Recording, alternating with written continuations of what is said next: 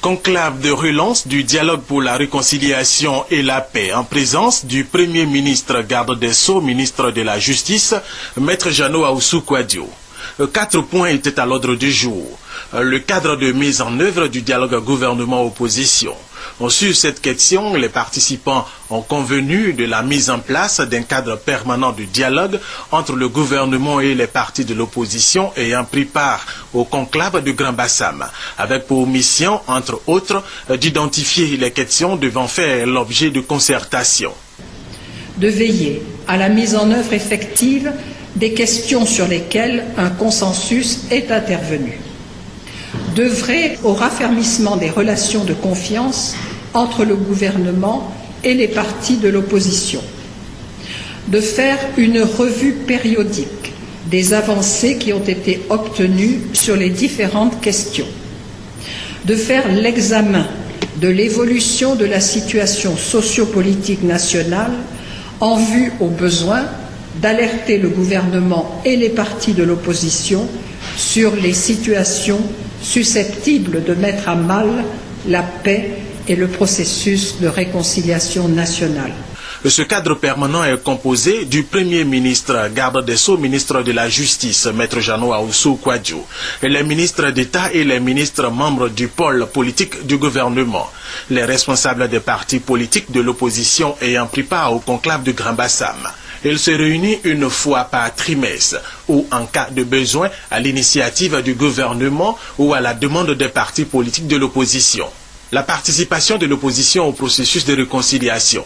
Ici, l'opposition s'est engagée à agir sur le terrain, mais elle a exprimé certaines préoccupations.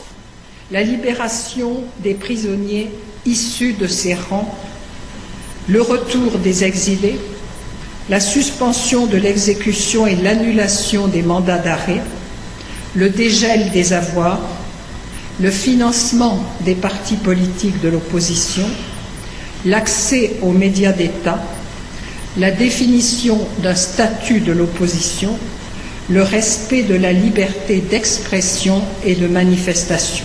Ici également, le gouvernement s'est engagé à mettre tout en œuvre pour que l'opposition exerce ses activités politiques en toute sécurité et dans le respect de l'état de droit.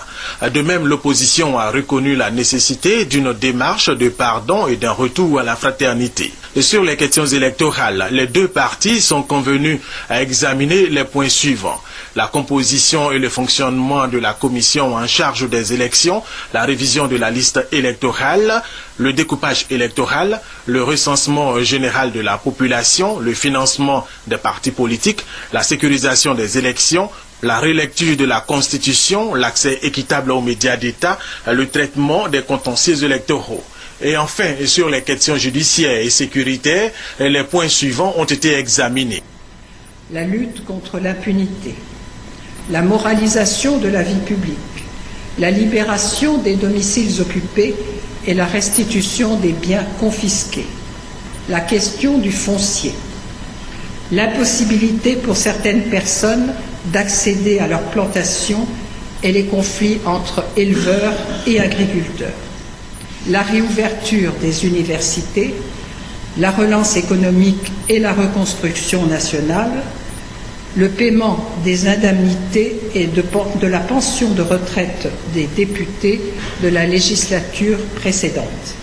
Tout en réaffirmant sa disponibilité à favoriser la réconciliation par des signes forts, le gouvernement a indiqué qu'il se montrera ferme contre toute tentative ou activité de déstabilisation du pouvoir.